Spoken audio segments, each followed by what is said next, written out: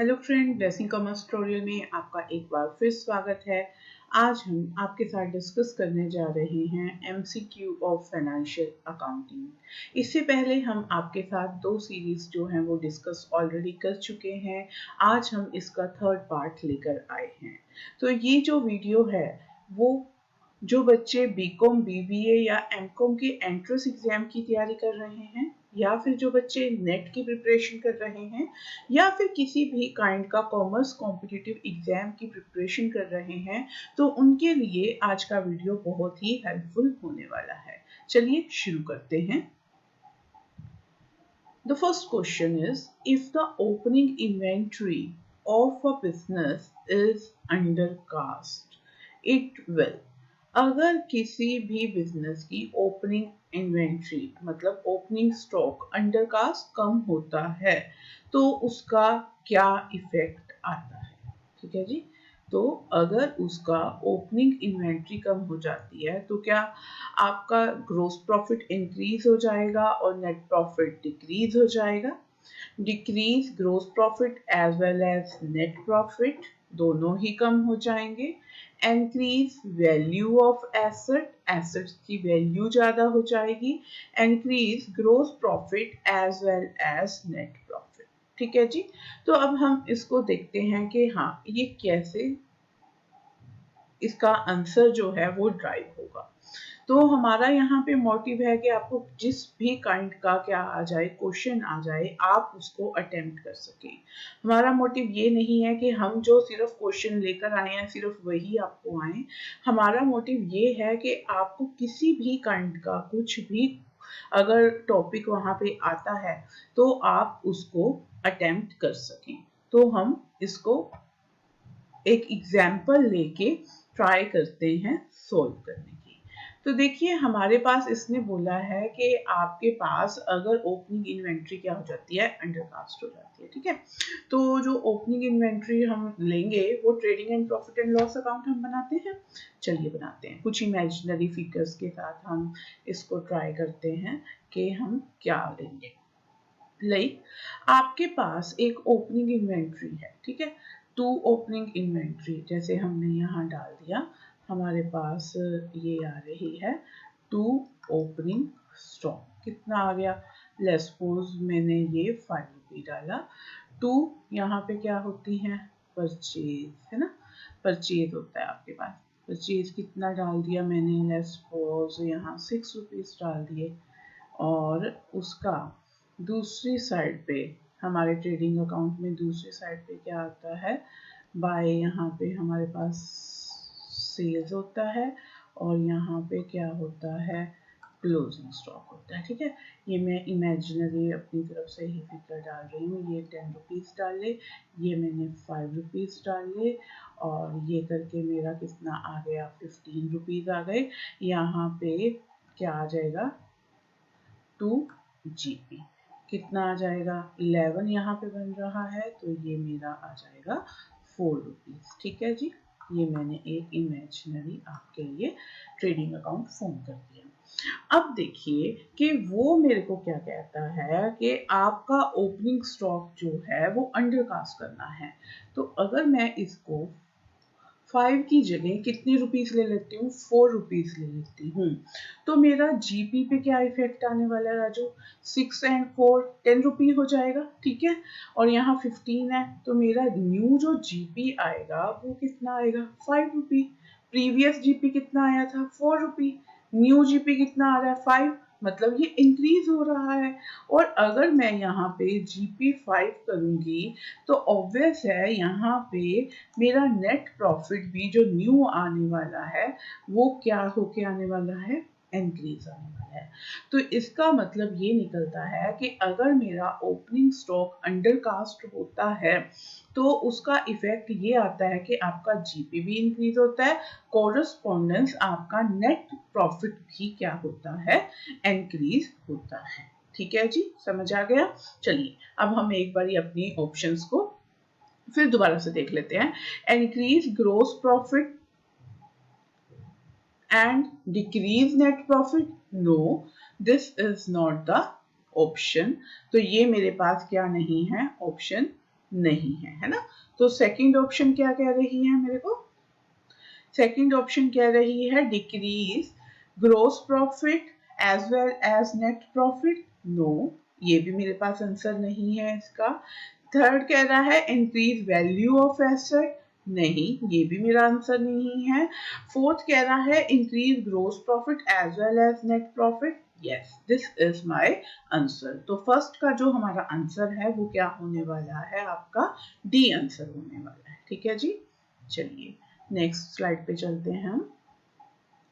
Which of the following method is not a practical way of realizing revenue? Revenue realize करने का कौन सा practical way out नहीं है? तो हमें मेथड दे रखे हैं delivery method, percentage of completion method, production method, moving average method. ठीक है, ये चार मेथड दे रखे हैं। तो बिफोर डूइंग दिस क्वेश्चन हम पहले ये समझेंगे कि इसमें कौन कौन से रेवेन्यू रियलाइजेशन के मेथड है, क्योंकि देखिए हमें क्वेश्चन पूछा गया not a practical way of realising revenue. It means इसमें फोर में से तीन ऑप्शन जो है रेवेन्यू रियलाइजेशन की है और एक ऑप्शन है जो रेवेन्यू रियलाइजेशन की नहीं है, जो हमारा आंसर आने वाला है। ठीक है ना, तो हमने आपको बाकी चीजों की भी तैयारी करवानी है। दैट्स व्हाई हम इसमें जो तीन रेवेन्यू रियलाइजेशन के मेथड दे रखे हैं वो बताने जा रहे हैं। तो क्या है, यहाँ देखिए, जो आपके पास कौन सा होता है डिलीवरी मेथड होता है, वो कौन से केस में लगता है, सेल्स ऑफ गुड्स। जब आप गुड्स की सेल करते हो तो रेवेन्यू कब रियलाइज होती है, जब गुड्स की क्या हो जाती है, डिलीवरी हो जाती है। और जब हम सर्विसेज प्रोवाइड करते हैं तो उस केस में परसेंटेज ऑफ कंप्लीशन मेथड लगता है, कि जब हमारा सर्विस पूरी कंप्लीट हो जाती है तब हम रेवेन्यू रियलाइजेशन मानते हैं। और एग्रीकल्चर के केस में प्रोडक्शन मेथड को हम क्या मानते हैं, रेवेन्यू रियलाइजेशन मेथड मानते हैं। ठीक है जी, तो delivery method, percentage of completion method, production method, ये तीनों ही रियलाइजेशन हमारे पास क्या हैं, मेथड्स हैं। तो हमें क्वेश्चन में पूछा गया था, तो first is not my answer, second भी मेरा आंसर नहीं है, ठीक है, थर्ड भी मेरा आंसर नहीं है। तो मेरा आंसर क्या है, moving average method. Moving average method जो है ना, ये स्टॉक वैल्यूएशन में लगता है, कि हम मूविंग एवरेज मेथड से स्टॉक वैल्यूएशन करते हैं। ठीक है जी, चलिए नेक्स्ट देखते हैं हम। नेक्स्ट हमारे पास है the amount payable to a person as consideration for the use of right vested in him is. जो हम अमाउंट देते हैं किसी पर्सन को एज अ कंसिडरेशन के for the use of right, जो उसके बीच में राइट है यूज करने के लिए, जो उसको पैसे दिए जाते हैं, उसको क्या बोला जाता है, क्या उसको डिविडेंड बोला जाता है, क्या रॉयल्टी बोला जाता है, परचेज कंसिडरेशन उसका नाम दिया जाता है, या फिर इंस्टॉलमेंट मेथड कहा जाता है। ठीक है जी, अब हम वन बाय वन करते हैं। देखिए, जो डिविडेंड मेथड है ये आपका किस में लगता है, शेयर्स के केस में लगता है। ठीक है, जब हम शेयर्स लेते हैं, इक्विटी शेयर्स लेते हैं या प्रेफरेंस शेयर्स होल्डर होते हैं, उनको रिटर्न में क्या मिलता है, डिविडेंड मिलता है। ठीक है, तो रॉयल्टी, रॉयल्टी कैसे मिलती है, जैसे कोई बुक पब्लिश करवाता है तो वो ऑथर को अपने राइट के लिए क्या मिलती है, जो पेमेंट मिलती है ना, उसको हम बोलते हैं royalty. Purchase consideration, purchase consideration जैसे कोई भी हमारी गुड्स का केस होता है, उस केस में हमें परचेज कंसिडरेशन मिलती है। इंस्टॉलमेंट आपको पता ही होगा कि लोन्स के केस में हमें क्या देनी पड़ती है, इंस्टॉलमेंट देनी पड़ती है। अब जो हमारा क्वेश्चन पूछा गया था, क्वेश्चन हमारा पूछा गया था कि उसमें अगर कोई राइट होता है तो हम अमाउंट, उस अमाउंट को क्या बोलते हैं। तो यहाँ पे देखिए, dividend shareholder, purchase consideration good, instalment loan, किसी में भी उसका राइट नहीं आ रहा है। लेकिन रॉयल्टी एक ऐसी ऑप्शन है जहाँ पे वो उसका राइट जो है, ऑथर जो है अपनी राइटिंग का राइट लेता है, तो उसका आंसर क्या आने वाला है, रॉयल्टी आने वाला है। नेक्स्ट क्वेश्चन देखते हैं हम अपना। Building account is debited with an amount towards repair. ठीक है, बिल्डिंग अकाउंट को हमने डेबिट कर दिया था, किसकी वजह से कि हमने रिपेयर करवाई थी बिल्डिंग की, तो हमने उसको रिपेयर की जगह पे हमने बिल्डिंग अकाउंट को डेबिट कर दिया। This is an example of, तो ये क्या एरर ऑफ कमीशन रहेगी, एरर ऑफ प्रिंसिपल रहेगी, एरर ऑफ ओमिशन रहेगी, या कंपनसेटिंग एरर रहेगी। ठीक है, तो मैंने आपको पहले ही क्लियर करा है कि हमने यहाँ पे सारी ऑप्शन को मैंने ट्राई करा है कि मैं आपको एक्सप्लेन कर सकूं। तो ये बहुत ही इम्पोर्टेंट आपके पास टाइप ऑफ एरर्स होती हैं और इसका इफेक्ट ऑन ट्रायल बैलेंस होता है या नहीं होता है, तो वो हमें समझना ज़्यादा जरूरी है। तो देखिए, पहले हम इसकी एरर की टाइप ही समझ लेते हैं कि क्या क्या होती हैं। यहाँ देखिए, आपके पास 4 काइंड की एरर्स होती हैं। नंबर 1 पे हमारे पास है एरर ऑफ ओमिशन, नंबर 2 पर है एरर ऑफ प्रिंसिपल, नंबर 3 पर है कंपनसेटिंग एंड नंबर 4 पर है एरर ऑफ कमीशन। ठीक है जी, ये 4 तरह की मेरे पास क्या रहती हैं, एरर रहती हैं। तो ये जो 4 काइंड की मेरे पास एरर रहती हैं, इसमें हम देखिए क्या करते हैं। फर्स्ट मेरे पास जो एरर रहने वाली है वो रहने वाली है एरर ऑफ ओमिशन। ये होता है कि पर्सन कुछ काम पूरी तरह ही करना भूल जाता है, जैसे कोई एंट्री डालने ही भूल गया या उसकी पोस्टिंग करना भूल गया। देखिए, यहाँ पे वर्ड दो रहते हैं, एक रिकॉर्डिंग वर्ड रहता है, एक पोस्टिंग वर्ड रहता है, ठीक है ना। तो यहाँ पे जब एरर ऑफ ओमिशन को हमने 2 काइंड में क्या करा है, डिवाइड करा है। 2 काइंड कौन सी है हमारे पास, कंप्लीट और पार्शियल। ठीक है जी, एक हमारे पास रहती है कंप्लीट और एक हमारे पास क्या रहती है, पार्शियल। 2 तरह की हमारे पास क्या रहती हैं, एरर्स रहती हैं। अगर तो वो पर्सन पूरी तरह ही ओमिट कर जाता है, पूरी तरह ही भूल जाता है, रिकॉर्डिंग करनी ही भूल जाता है, उसको बोलते हैं कंप्लीट। और अगर वो पोस्टिंग के काइंड में एक काइंड पे पोस्ट कर देता है, दूसरे अकाउंट में पोस्ट नहीं करता, आपको पता है double entry system, 2 aspect, debit less pose उसने कर दी एंट्री लेकिन क्रेडिट की एंट्री ही नहीं डाली, तो उसको पार्शियल बोलते हैं। तो अब देखते हैं इसका इफेक्ट ऑन ट्रायल बैलेंस क्या होता है। अगर तो वो कंप्लीटली रिकॉर्डिंग के टाइम पे भूल जाता है तो उसका no effect on trial balance. अगर वो पार्शियली भूल जाता है तो yes, there will be a effect on trial balance. Done. Second error, error of principle. This is really very important error, बहुत क्वेश्चन इस पे बनकर आते हैं जी। तो ये होती क्या है, अगर तो आप इसमें गोल्डन रूल ऑफ अकाउंटिंग को अवॉइड कर देते हो। अब जी गोल्डन रूल ऑफ अकाउंटिंग क्या होते हैं, हमारे पास 3 तरह के क्या होते हैं, अकाउंट होते हैं। ठीक है, तो 3 काइंड के हमारे पास क्या होते हैं, अकाउंट होते हैं। नंबर 1 हमारे पास कौन सा होता है जी, पर्सनल। सेकंड कौन सा होता है मेरे पास, रियल। थर्ड कौन सा होता है मेरे पास, नॉमिनल। तो इन तीनों के हमारे पास बेसिक्स क्या होते हैं, रूल्स होते हैं। अगर वैसे तो आपको आते ही होंगे, ठीक है ना। अगर नहीं आते हैं तो हमारे चैनल पे जाके आप वीडियो देखिए, हमने इसके ऊपर पूरा डिटेल बना रखा है कि इसके गोल्डन रूल ऑफ अकाउंटिंग क्या रहते हैं। ठीक है, तो अगर तो इनको अवॉइड कर देते हो तो भी आपको प्रॉब्लम फेस करनी पड़ेगी एरर ऑफ प्रिंसिपल की, या फिर incorrect classification between revenue and capital. Capital expenditure को रेवेन्यू बना देते हो, रेवेन्यू को क्या बना देते हो, कैपिटल बना देते हो, तब भी उसको हम एरर ऑफ क्या बोलते हैं, प्रिंसिपल बोलते हैं। तो इसका इफेक्ट होता है, नहीं होता है। किसके ऊपर नहीं होता है, ट्रायल बैलेंस के ऊपर इसका कोई भी इफेक्ट नहीं होता है। कंपनसेटिंग एरर, कंपनसेटिंग एरर क्या होता है, कंपनसेट ईच अदर, एक दूसरे को ही वो क्या कर देती हैं, कंपनसेट कर देती हैं।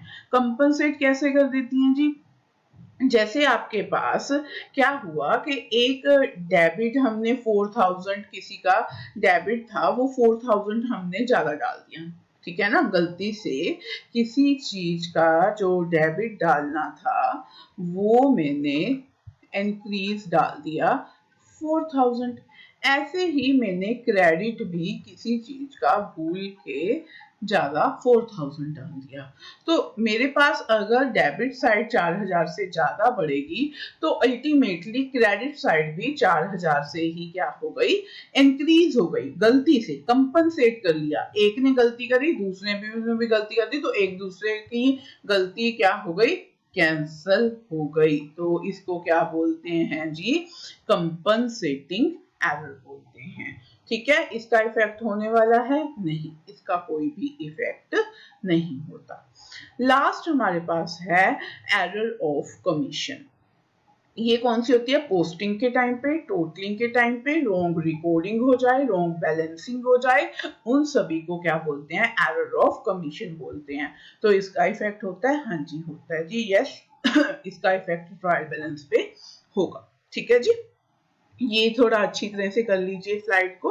रीजन बीइंग के हमारे पास आगे बहुत सारे क्वेश्चन जो है वो ट्रायल बैलेंस के रिलेटेड आने वाले हैं, और ये एक्सपेक्टेड होता है कि जब हमारे एमसीक्यू बनकर आते हैं तो उसमें भी बहुत सारे जो क्वेश्चन रहते हैं वो किस पे रहते हैं, इस एरर्स पे रहते हैं कि कौन सी एरर किस पे इफेक्ट करती है या नहीं करती है। चलिए हम अपना क्वेश्चन देखते हैं। Building account is debited with an amount toward repair. ठीक है, this is an example of, तो रिपेयर अकाउंट को डेबिट करना था, मैंने कर किसको दिया, बिल्डिंग अकाउंट को डेबिट कर दिया। तो यहाँ पे कौन सी एरर होगी, एरर ऑफ कमीशन, कोई पोस्टिंग रिकॉर्डिंग कुछ हुआ नहीं। Error of principle, yes error of principle, इसका आंसर जो आने वाला है वो बी आंसर आएगा, एरर ऑफ प्रिंसिपल, बिकॉज हमने प्रॉब्लम ही क्रिएट क्या कर दी, रिपेयर अकाउंट को डेबिट करना था और मैंने बिल्डिंग अकाउंट को क्या कर दिया है, डेबिट कर दिया है। नेक्स्ट है हमारे पास, the concept of conservatism will have the effect of. ठीक है जी, तो जो हमारा कंजर्वेटिज्म होता है उसका क्या इफेक्ट होता है, पहले तो हमें कंजर्वेटिज्म पता होनी चाहिए, ये हमारी कन्वेंशन है जी। कंजर्वेटिज्म क्या होता है कि आने वाले जो लॉस होते हैं हम उसको पहले ही अज्यूम कर लेते हैं। अब यहाँ पे मैं आपको इसकी दो एग्जाम्पल बता देती हूँ। एग्जाम्पल क्या है कि आपके पास हम प्रोविजनिंग क्रिएट करते हैं डाउटफुल डेट्स की, ठीक है, वो ड्यू टू कंजर्वेटिज्म करते हैं। हम क्या करते हैं, वैल्यूएशन ऑफ क्लोजिंग स्टॉक करते हैं, कॉस्ट प्राइस और market price whichever is less, that is also due to conservatism. ठीक है जी, तो यहाँ पे मेरे पास चार ऑप्शन है, वो बोल रहे हैं कि बताइए ये कौन सी ऑप्शन कंजर्वेटिज्म के साथ रिलेटेड है। ओवर स्टेटमेंट ऑफ एसेट्स, नहीं बिल्कुल गलत है, क्योंकि मैंने तो अपना क्या करना है कि अपनी एसेट्स को ज्यादा स्टेट करना ही नहीं है, तो वो तो कंजर्वेटिज्म होगा ही नहीं। अंडर स्टेटमेंट ऑफ एसेट, हाँ जैसे अभी मैंने प्रोविजनिंग ऑफ क्या बताया है आपको, डाउटफुल डेट बताया है, या closing stock valuing at market price और cost price whichever is less, तो under statement of asset. Over statement of liabilities, हम अपनी लाइबिलिटीज को अगर ज्यादा दिखा देंगे तो वो तो हमारी मार्केट में क्या पड़ेगी, रॉन्ग, हमारी पोजीशनिंग जो है, गुडविल जो है वो डाउन करेगा। अंडर स्टेटमेंट ऑफ लाइबिलिटीज, ये तो फिर वही गलत बात शो करनी हो जाएगी कि हमारी लाइबिलिटी देने वाली ज्यादा है और हम कम दिखा रहे हैं। तो मेरा यहाँ पे राइट आंसर क्या आने वाला है, बी आने वाला है, under statement of assets. Next है, during the year 2011-12, the value of the closing inventory was overstated, ज्यादा कर दी गई है by 25,000। ठीक है जी, 11-12 में मैंने अपनी क्लोजिंग इन्वेंट्री जो है, क्लोजिंग स्टॉक है, उसको 25,000 से ज्यादा दिखा दिया गया। Which of the following is true? तो इनमें से कौन सा क्या है, ट्रू है। ठीक है, तो यहाँ पे ना एक बात का ध्यान रखा करिए, जब आप ऑप्शन पढ़ते हैं तो उनको देखा करिए कि इसने किस तरह से मोल्ड करके क्वेश्चन जो है वो पूछा गया है। तो ये कह रहा है cost of goods sold was overstated during 11-12 and the income will be understated during 12 and 13। ठीक है, तो एक तो ये बात समझ में आ रहा है कि ये 2 ईयर्स को लेके चल रहा है, एक करंट ईयर और एक कौन सा, नेक्स्ट ईयर। ठीक है, फॉलोइंग ईयर्स जो है उसका अगले साल क्या इम्पैक्ट इफेक्ट आएगा। तो एक तो ये बात ध्यान रखनी है कि इस क्वेश्चन को हमने इस तरह से माइंड में रखना है कि इस साल इसका क्या इफेक्ट आएगा और अगले साल इसका क्या इफेक्ट आने वाला है। The income was overstated during 11-12 and the closing inventory will be overstated during 12 and 13। तो ये कह रहा है इनकम भी ओवरस्टेटेड हो जाएगा और क्लोजिंग स्टॉक अगले साल का भी बढ़ जाएगा। पहली बात तो आपके पास जो क्लोजिंग स्टॉक होता है वो अगले साल का ओपनिंग स्टॉक बनकर आता है। तो क्लियर कट है कि जो ये मेरी सेकंड ऑप्शन है ये तो क्लियर कट क्या है, इसका आंसर नहीं है। थर्ड कहता है कि retained earning was overstated during 11-12 and retained earning will B understated during 12 and 13। तो जो चीज हम एक साल में देख रहे हैं अगर उसी को ही हम अगले साल में कंपेयर करें तभी कुछ लॉजिक बनता है। तो may be this will be the answer. आगे देखते हैं। The cost of goods were understated during 11-12 and retained earning will not be affected during 12 and 13। देखिए ये कुछ हो ही नहीं सकता कि अगले साल हमें कुछ इफेक्ट करे ही नहीं, ठीक है। तो ये भी मैं क्रॉस कर देती हूँ। ये मैं आपको ऐसे क्यों करना सिखा रही हूँ कि क्योंकि जब मैंने अपना नेट क्लियर करा था तो फंडामेंटल हमने यही ऑप्ट करा था कि हमने वो चीजें पहले ही क्रॉस कर देनी है कि जो हमें लग रहा होता है कि नहीं ये तो हो ही नहीं सकता। फिर जो बच जाता है उसमें से आप उसको फाइंड आउट करना शुरू करिए। क्विकली ऐसे ही क्वेश्चन जो है आप वहां पे अटेम्प्ट कर सकते हैं, ठीक है ना। तो मैं ट्राई वो भी कर रही हूँ कि हाँ आपने वहां पे जब एग्जाम में बैठना है तो आपका माइंड कैसे चलना चाहिए। ओके चलिए अब मैं चलती हूँ इस पे कि अब मैं इसको सोचूं कैसे। ऑलवेज राजेश स्मॉल फिगर्स लेके सोचा करो। तो उसने बोला है एक तो हमने 2 साल का इफेक्ट देखना है। यहाँ वाला देख लेते हैं कि रिटेन्ड अर्निंग एक बारी ज्यादा हो रही है और एक बारी रिटेन्ड अर्निंग कम हो रही है, ठीक है। तो मैं ऐसे करती हूँ इसको हमने क्लोजिंग स्टॉक को लेना है तो देखते हैं इसकी कैसे हम जो है एंट्री सोचते हैं कि हम कैसे इसके बारे में सोचें। तो ट्रेडिंग अकाउंट ही बन रहा है यहाँ पे। तो ट्रेडिंग अकाउंट के हमारे कंपोनेंट कौन कौन से होते हैं, ओपनिंग स्टॉक है ना, और कौन सा होता है हमारा क्लोजिंग स्टॉक भी होता है। यहाँ पे मैंने डाल दिया by sales less post 10 rupee by closing stock ये मैंने ले लिए यहाँ 6 रुपीज। यहाँ मेरा ओपनिंग स्टॉक आने वाला है ये मैं ले लेती हूँ 5 रुपी। टू परचेज कर देती हूँ, परचेज में कर देती हूँ यहाँ पे 6 रुपीज, ठीक है। तो टू मेरा जीपी कितना आएगा जी, तो जीपी मेरा आ जाएगा 5 रुपी, ठीक है। तो ये मेरे हो गए 16 और यहाँ पे भी हो गए 16। अब चलेंगे क्वेश्चन की तरफ। क्वेश्चन कह रहा था हमें कि हमें क्या करना है, ओवरस्टेट करना है क्लोजिंग स्टॉक को, ठीक है। तो मैं यहाँ पे अपने क्लोजिंग स्टॉक को ओवरस्टेट कर देती हूँ। ये पड़ा मेरा क्लोजिंग स्टॉक 6 को मैं कितने रुपीस कर देती हूँ 7 रुपी कर देती हूँ। तो न्यू मेरा यहाँ पे 17 रुपी बन जाएगा। तो ये मेरा जो जीपी रहेगा वो 11 माइनस करके कितना बन जाएगा बच्चों, 6 + 5 11 माइनस 17। तो ये 6 रुपीज बन गया। तो प्रीवियस मेरा जीपी कितना था 5, नया कितना है 6। तो ये जीपी जाएगा यहाँ पे 6। तो हमने पहले भी करा है कि इसका नेट प्रॉफिट भी क्या हो जाएगा, इंक्रीज हो जाएगा।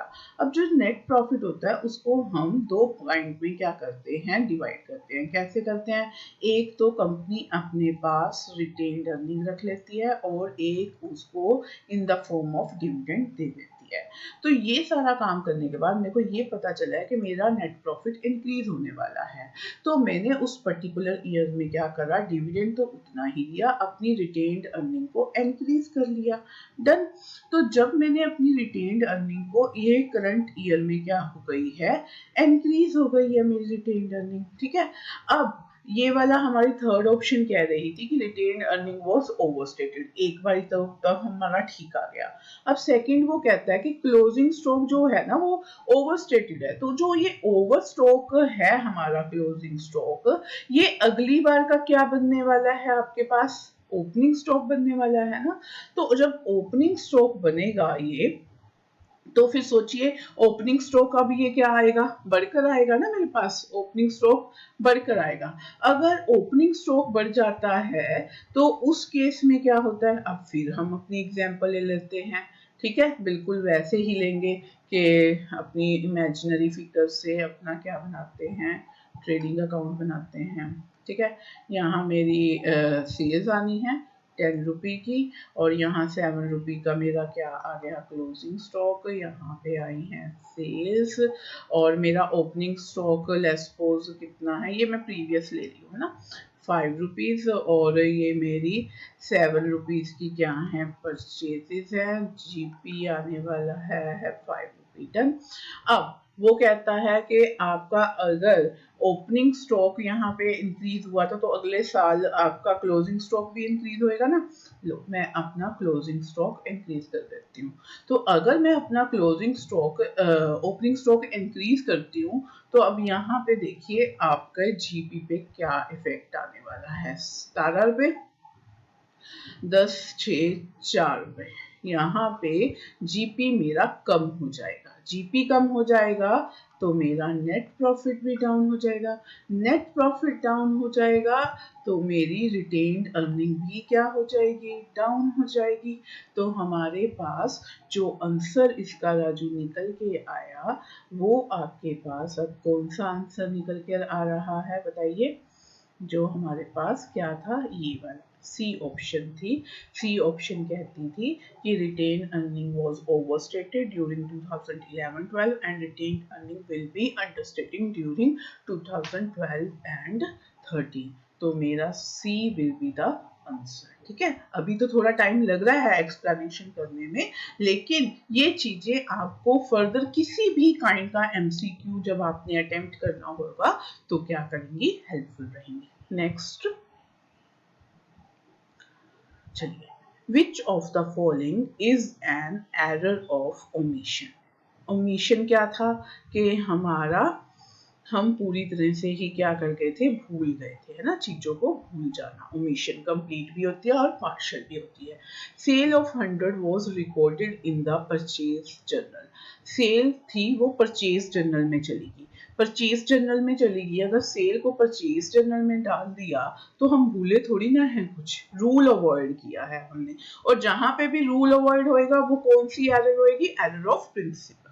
Wages paid to Mohan have been debited to his account. Wages पे करी थी मोहन को, तो जब भी वेजेस पे होती है तो वेजेस को डेबिट करना होता है। उसने क्या कर दिया, मोहन को डेबिट कर दिया। Again rule avoid, principle error. The total of sale journal has not been posted to the sales account. यहाँ पे देखिए वो कह रहा है has not been posted. आपने पोस्ट ही नहीं करा है, तो पोस्ट नहीं करा है इट मीन्स आप भूल गए हो। और हमें क्वेश्चन में भी एरर ऑफ क्या पूछी गई है, ओमिशन। तो this will be my answer. ठीक है जी, एक बारी फोर्थ ऑप्शन भी देख लेते हैं, क्या कह रही थी कि कौन सी आपके पास एरर निकल कर आ रही है। Repair to building have been debited to building account. वही रिपेयर करवाई तो रिपेयर अकाउंट को आपको डेबिट करना था, लेकिन आपने बिल्डिंग अकाउंट को डेबिट कर दिया। This is also a error of principle. तो जो ये फर्स्ट, सेकंड और फोर्थ है, these are the error of principle. But हमें ओमिशन पूछी गई है, तो वो मेरा आंसर क्या है, सी है। ठीक है जी, नेक्स्ट चलते हैं। नेक्स्ट क्या कहते हैं, नेक्स्ट कहता है which of the following statement is true. एक तो आराम से देखा करो कि ट्रू पूछा गया कि फॉल्स। तो इसने क्या पूछा है, यहाँ पे ट्रू पूछा है। Entering wrong amount in the subsidy book effect the agreement of the trial balance. क्या आप अगर रॉन्ग अमाउंट डाल देते हो तो क्या वो अफेक्ट करता है ट्रायल बैलेंस की एग्रीमेंट पे। तो ये हम क्या कहते हैं कि रॉन्ग अमाउंट डाल दी, पर वो कंपनसेटिंग तो नहीं है, क्या है, तो उसके बारे में कंप्लीट इंफॉर्मेशन नहीं है। Undercasting and overcasting of a subsidy book is an example of error of commission. क्या अंडरकास्टिंग कर दी है या ओवरकास्टिंग कर दी है सब्सिडी बुक की, क्या वो एरर ऑफ क्या है, कमीशन है। Error of principle do not effect the agreement of trial balance. तो ये हमने पीछे करा है कि एरर ऑफ प्रिंसिपल जो होता है वो हमारी ट्रायल बैलेंस की एग्रीमेंट पे इफेक्ट नहीं करता। और अंडरकास्टिंग और ओवरकास्टिंग भी एरर ऑफ क्या होती है, कमीशन होती है। तो डी ऑप्शन कह रहा है both B and C above. तो यस, हमारा जो आंसर यहाँ पे आने वाला है वो क्या आने वाला है, डी ऑप्शन रहेगा। नेक्स्ट क्वेश्चन है Which of the following is true? Again true बात करी जा रही है जी हमारे पास। तो ट्रू देखेंगे क्या है इसमें, मतलब बाकी चीजें गलत होंगी हमारी, है ना।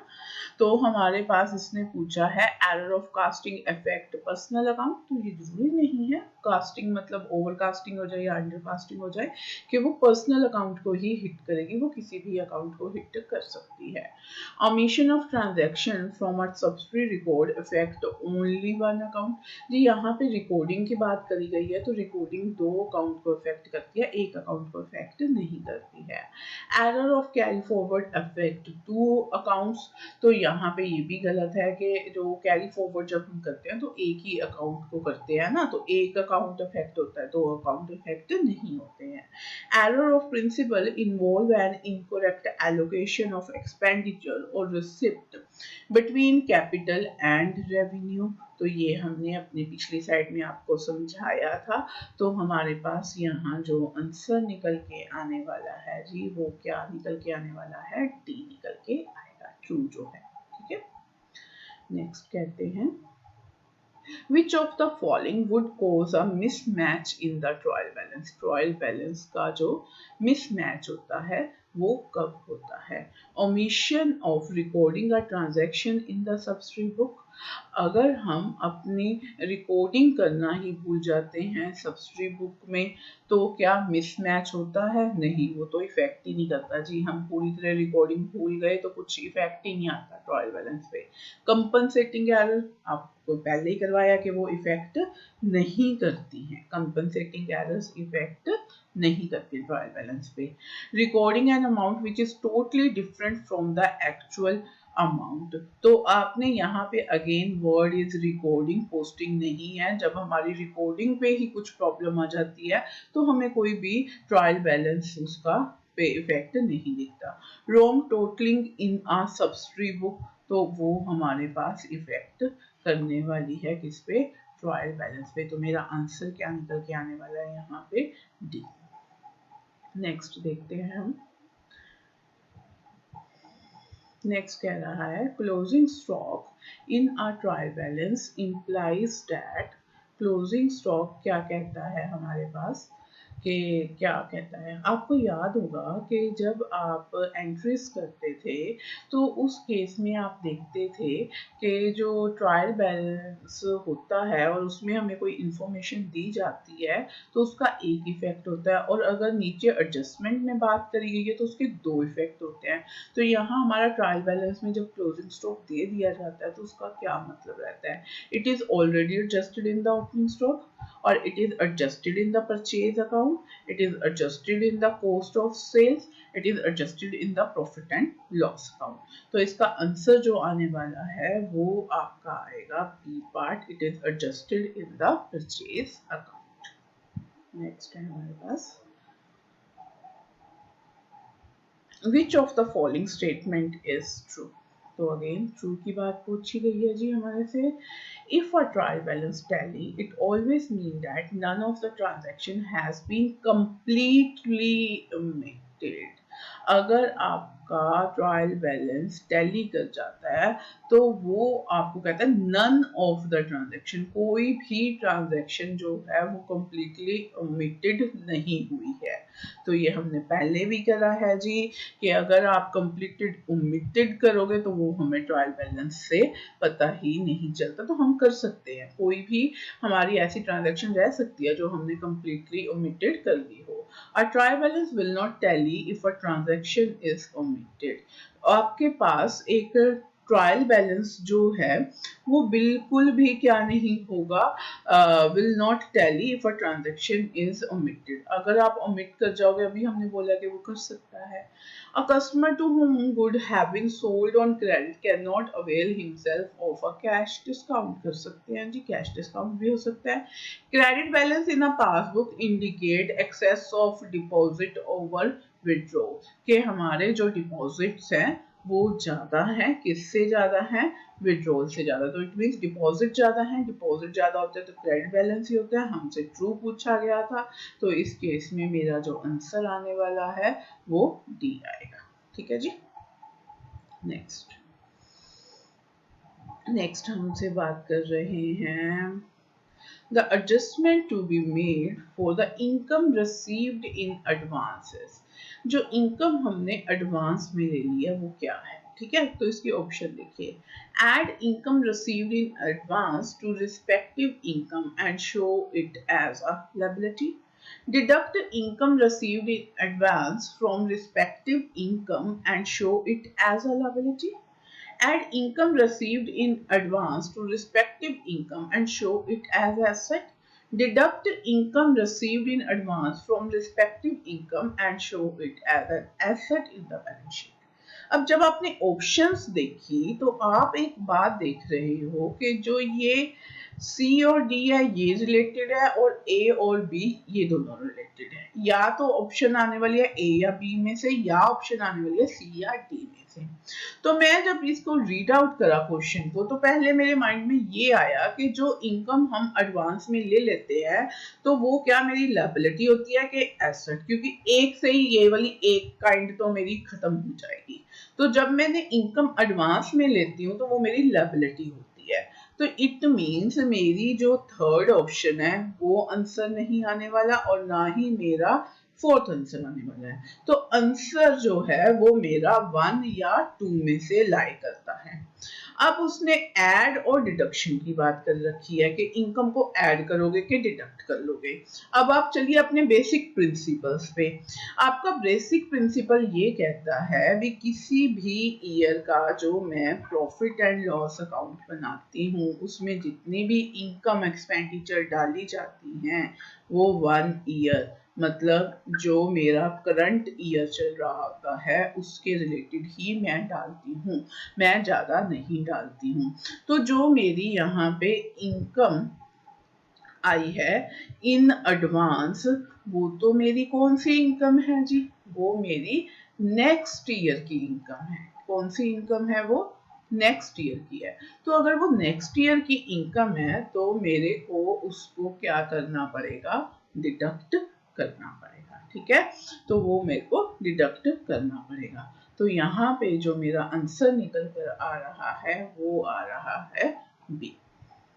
नेक्स्ट है हमारे पास, which of the following statement is correct. ठीक है जी, मैं बारी बारी रिपीट कर रही हूँ, ये जरूर देखा करो। ट्रू पूछा गया है, फॉल्स पूछा गया है, नॉट पूछा गया है, यस पूछा गया है, तो करेक्ट के बारे में बात कर रहे हैं। तो करेक्ट कौन सी है, the trial balance is prepared after preparing profit and loss account, the big no. ये हमारे +1 के बच्चे को भी पता होता है कि जो ट्रायल बैलेंस होता है वो हम प्रॉफिट एंड लॉस अकाउंट से पहले बनाते हैं। अच्छा जी, चलो एक बार फिर रिवाइज कर लेते हैं। पहले जर्नल बनता है, जर्नल के बाद लेजर बनता है, लेजर के बाद हम उसको ट्रायल बैलेंस में डालते हैं, ट्रायल बैलेंस के बाद हम उसको किस में डालते हैं, profit and loss account and balance sheet में जाता है हमारे पास। ठीक है ना, तो ये होता है। तो जो मेरा ट्रायल बैलेंस है वो कह रहा है कि वो क्या आफ्टर बनता है, नहीं जी, वो बिफोर बनता है प्रॉफिट एंड लॉस अकाउंट पे। The trial balance show only balances of asset and liability. No, आपके पास जो एक्सपेंडिचर होते हैं, जितने भी अकाउंट होते हैं वो सारे के सारे मैं ट्रायल बैलेंस में डाल देती हूँ। ट्रायल बैलेंस के बाद कैटेगरीशन होती है कि प्रॉफिट एंड लॉस अकाउंट में क्या जाने हैं और बैलेंस शीट में क्या जाने हैं। अच्छा जी, चलिए अब ये वाला काम भी कर लेते हैं हम, कि जो हमारे पास ट्रायल बैलेंस में क्या होते हैं, बैलेंसेस होते हैं, वो कहाँ जाते हैं जी, बताइए। चलिए, जो ट्रायल बैलेंस में मेरे पास क्या होते हैं, जितने भी बैलेंसेस होते हैं उसको मैं 2 पार्ट में डिवाइड करती हूँ। किस में डिवाइड करती हूँ? एक तो मैं डालती हूँ प्रॉफिट एंड लॉस में और एक मैं डालती हूँ बैलेंस शीट में। बैलेंस शीट में मेरे पास कौन से जाते हैं बच्चों? पर्सनल एंड रियल जितने भी अकाउंट होते हैं वो बैलेंस शीट में जाते हैं। प्रॉफिट एंड लॉस अकाउंट में मेरे पास कौन से बच गया? नॉमिनल, वो अकाउंट। ठीक है, चलिए चलिए क्वेश्चन पढ़ते हैं हम अपना। सॉरी, प्रीवियस, यस, हाँ जी। क्वेश्चन कहता था मेरे को कि आपके पास only balances of asset and liability. No, this is not the answer. The trial balance show only nominal account balances. No, और the trial balance has no statutory importance. क्या इसकी कोई भी स्टैट्यूटरी इम्पोर्टेंस नहीं है from the point of law? हाँ जी, बिल्कुल सही है जी। तो मेरा जो आंसर आने वाला है वो आंसर रहेगा डी के trial balance has no statutory importance from the point of law. ये किसी भी कंपनी के लिए मैंडेटरी नहीं होता कि आपने ट्रायल बैलेंस जो है वो बनाना ही बनाना है। It depend upon the will of the company. अगर वो अर्थमेटिक एक्यूरेसी को चेक करना चाहती है तो ट्रायल बैलेंस बनाती है, अदरवाइज कोई लॉ नहीं बोलता कि आपको ट्रायल बैलेंस बनाना ही है। कंपल्सरी नहीं होता ये किसी भी कंपनी के लिए। ठीक है,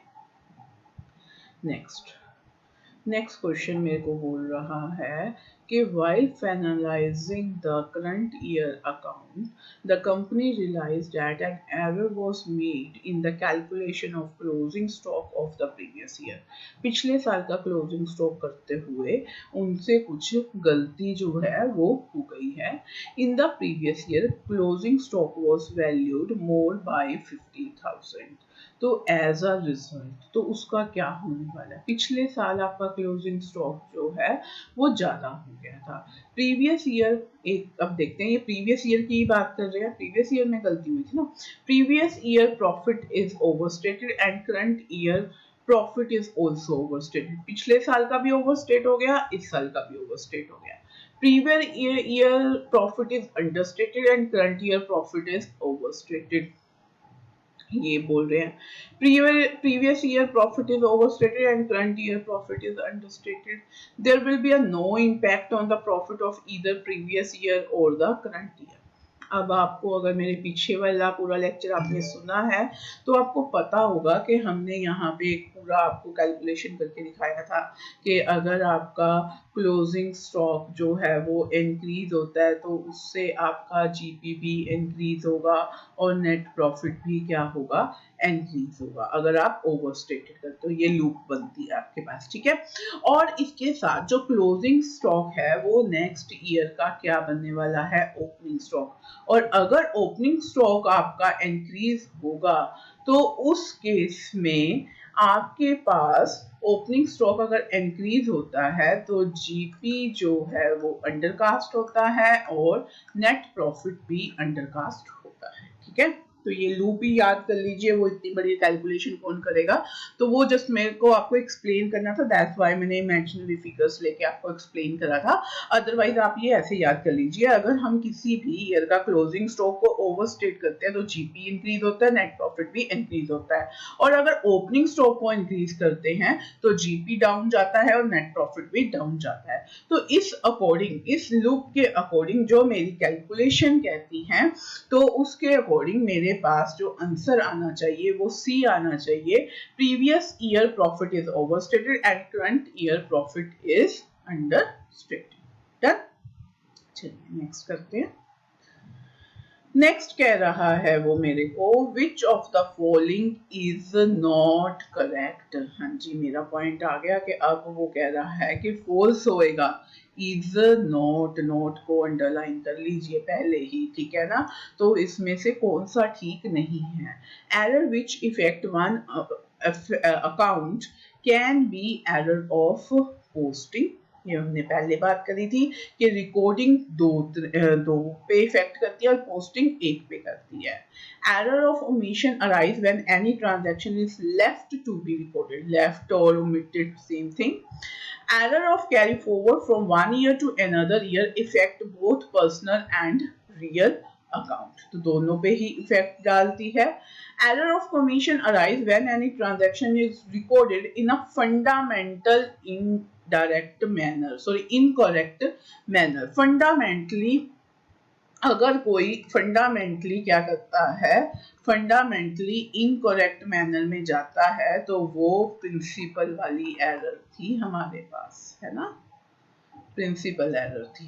तो यहाँ पे वो एरर ऑफ कमीशन कह रहे हैं और यहाँ पे नोट पूछा गया है, तो मेरा आंसर क्या आने वाला है, डी आंसर आने वाला है। चलिए नेक्स्ट करते हैं हमारा question.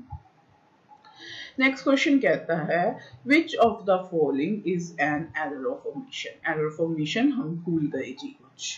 Purchase of 2000 has been recorded in sale return book, हमने रिकॉर्ड तो कर लिया सेल रिटर्न बुक में। Error of principle. Repair to machinery has been debited to machinery account, अभी तक ये सुनते सुनते आपको याद हो गया होगा कि ये एरर ऑफ प्रिंसिपल है। The total of purchase journal has not been posted to the purchase account, तो purchase account में हमने पोस्ट ही नहीं करा है, ठीक है। तो अगर हमने किया ही नहीं है तो इट मीन मैं भूल गई तो ओमिशन हो गई है, तो मेरा आंसर आ गया है, तो सी विल बी माय आंसर, ठीक है। चलो फोर्थ क्वेश्चन भी देख लेते हैं। Legal charges paid to Mr. Loyal have been debited to his account, ये भी प्रिंसिपल की एरर है, ठीक है। चलो नेक्स्ट देखते हैं। नेक्स्ट क्वेश्चन कहता है हमारे पास which of the following error could result in an overstatement of both current asset and owner equity, और ये बोथ करंट एसेट भी ओवरस्टेट कर देती है और ओनर इक्विटी भी कर देती है। कौन सी एरर होती है जी, ये देखते हैं आंसर क्या बोला है। The understatement of accrued sales expense, non current account receivable principle is mis classified as a current asset, annual depreciation on a manufacturing machine is understated, current account receivable principal is misclassified as a non-current asset। तो जो इसका answer होता है ना वो error of principal होता है, तो इसकी जो हमारे पास ऑप्शन आने वाली है वो डी आएगी, ठीक है। नेक्स्ट है, नेक्स्ट क्वेश्चन कहता है the beginning inventory of the current year is overstated by 5000 and the closing inventory is overstated by 12000। Starting की इन्वेंट्री 5000 से इंक्रीज हो गई है और लास्ट की इन्वेंट्री क्लोजिंग इन्वेंट्री जो है वो ओवरस्टेटेड हो गई है 12000 से। These errors will cause the net income for the current year by 17,000 overstated, 12,000 understated, 7,000 overstated और 7,000 understated, ठीक है। चलिए हम अपने अब उसी फंडामेंटल पे चलते हैं कि जो हमने किया था कि अगर इन्वेंट्री ओपनिंग इन्वेंट्री अगर बढ़ती है तो क्या इफेक्ट्स होते हैं, याद है आपको। अगर आपके पास ओपनिंग इन्वेंट्री जो है, ओपनिंग स्टॉक अगर इंक्रीज होता है तो जीपी भी क्या होगा, डाउन जाएगा और नेट प्रॉफिट क्या जाएगा, डाउन जाएगा। तो यहाँ पे मेरे पास ओपनिंग इन्वेंट्री 5000 से ओवरस्टेटेड थी, तो जीपी 5000 से क्या जाने वाला है, डाउन जाने वाला है, और ऐसे ही मेरे पास 5000 से क्या डाउन जाने वाला है, आपका नेट प्रॉफिट। और ऐसे ही लूप बनाते हैं अपनी क्लोजिंग स्टॉक की। क्लोजिंग स्टॉक अगर अप जाता है तो जीपी भी अप जाता है, नेट प्रॉफिट भी अप जाता है। तो ओवर स्टॉक मेरा ये कितना हो गया बच्चों, 12,000 से, तो ये भी 12,000 से ज़्यादा जाएगा और नेट भी 12,000 से ज़्यादा जाएगा। तो इसने net income for the current year बोला है, तो वो क्या होगा? देखिए 12,000 ज़्यादा जाएगा और 5,000 कम होगा, तो इफेक्ट क्या आने वाला है उसका? इफेक्ट हमारे पास क्या आएगा? उसके बाद हमारे पास 12,000 माइनस क्या आ जाएगा? 5,000। तो 12,000 माइनस 5,000 पॉजिटिव में आ रहे हैं, तो 7,000 अप जाएंगे। तो इसका जो मेरे पास आंसर आने वाला है बच्चा जी, वो आपके पास कौन सा आंसर आएगा? डी ऑप्शन के सी ऑप्शन 7,000 ओवर स्टेटेड। ठीक है, तो मेरे पास इसका जो आंसर आने वाला है वो सी आएगा, 7,000 ओवर स्टेटेड। नेक्स्ट मेरे को कहता है the accountant of Leo limited reported a payment by a cheque to a creditor for supply of material as this much. The bank recorded the cheque at it correct amount this. ठीक है, bank ने ये record कर लिया 3140.56, जबकि उसने payment जो थी वो 1340 से करी थी और ये 3 जो है उसका आगे आ गया। The company has not passed any rectification error, तो उसने कोई भी रेक्टिफिकेशन एंट्रीज नहीं करी। The error is not deducted through the bank reconciliation, भी जब बनाई तब भी नहीं पता चला। The impact of this error, तो इसका इम्पैक्ट क्या आने वाला है? The trial balance will not agree, the balance of creditor is understated, the purchases are understated, the favourable bank balance as per passbook is less than the bank balance as per cash passbook। तो इसका देखिए जो सारा कुछ passbook bank reconciliation के बारे में बात कर रहे हैं, अगर मैं कुछ वैसे भी मत सोचूं तो इसका सिंपल सी आंसर ही डी आने वाला है। चलिए हम वैसे भी समझ लेते हैं कि क्या कह रहा है। The favourable bank passbook the favorable bank balance as per passbook is less than the bank balance as per the cash book। तो जो पासबुक का फेवरेबल बैलेंस है वो कम होगा कैश बुक से। ठीक है ना, क्योंकि यहाँ पे देखिए गलती करी हुई है, तो इसका आंसर जो हमारे पास आने वाला है वो डी रहेगा। नेक्स्ट है हमारे पास Which of the following error affect the agreement of a trial balance? Again हमारे पीछे वाली स्लाइड जो है वो आपको सारे आंसर दे देगी। ठीक है ना, तो हमारी कौन सी एरर जो है वो ट्रायल बैलेंस के एग्रीमेंट पे जो है वो अफेक्ट करती है? Mistake in balancing an account, omitting to record a transaction entirely in the subsidiary book, recording of a wrong entry in the subsidiary book, posting an entry on the correct side but in the wrong account। तो यहाँ पे जो हमारे पास agreement of trial balance में करता है कि हमने मिस्टेक ओमिट कर दी। देखिए रिकॉर्डिंग के टाइम पे ओमिट हुई तो नहीं इफेक्ट नहीं आएगा, यहाँ भी रिकॉर्डिंग की बात कर रहे हैं। Posting an entry on the correct side but in the wrong amount. ठीक है ना, तो ये भी एक एंट्री है जो इफेक्ट नहीं करती है। तो इसमें से ये 3 जो है आप अच्छी तरह से देख लीजिए जो अफेक्ट नहीं करती है ट्रायल बैलेंस में, बट जो ये फर्स्ट एंट्री है ना ये आपका इफेक्ट करती है किसमें? ट्रायल बैलेंस की एग्रीमेंट में। तो ये हमारा क्या होने वाला है? आंसर। चलिए लास्ट अपना आंसर देखते हैं क्या पूछते हैं। Which of the following statement is are true? कौन सी क्या है सही है?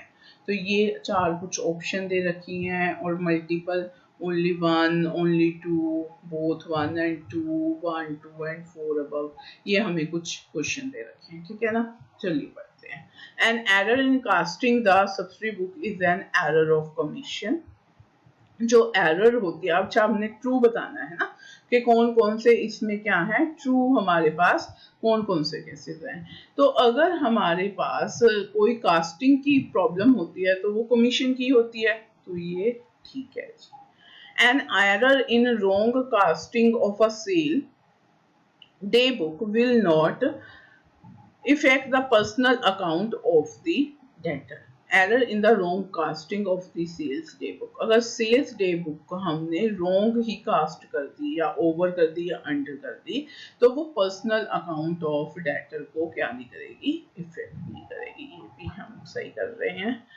Mistake in transferring the balance of an account to a trial balance. Transferring the balance of account to a trial balance will not affect the agreement of the trial balance. नहीं जी, अगर आपने एक सही कर दिया और एक गलत कर दिया तो वो एग्रीमेंट पे इफेक्ट करता है, तो ये वाला ऑप्शन नहीं है।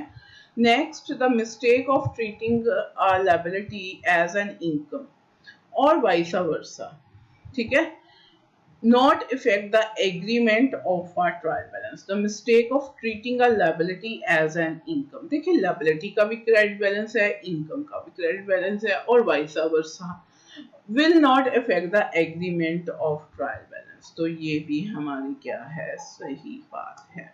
तो देखिए मेरे जो ऑप्शन पड़ी उसमें मेरा पहला, दूसरा और फोर्थ ऑप्शन जो है वो सही है। तो इट मीन्स जो मेरा यहाँ पे आंसर निकल के आने वाला है, 1 अबव नहीं, ओनली 2 अबव नहीं, 1 और 2 अबव नहीं, तो हमारे पास जो आंसर निकल के आने वाला है वो डी निकल के आने वाला है कि 1, 2 एंड 4th अबव। ठीक है जी। तो आपका वीडियो देखने के लिए बहुत बहुत धन्यवाद। अगर आपको हमारा वीडियो पसंद आया हो तो लाइक और शेयर करना मत भूलिए, और अगर आप नए हैं हमारे चैनल पे तो इसको सब्सक्राइब करना भी मत भूलिए। Thank you. Have a nice day.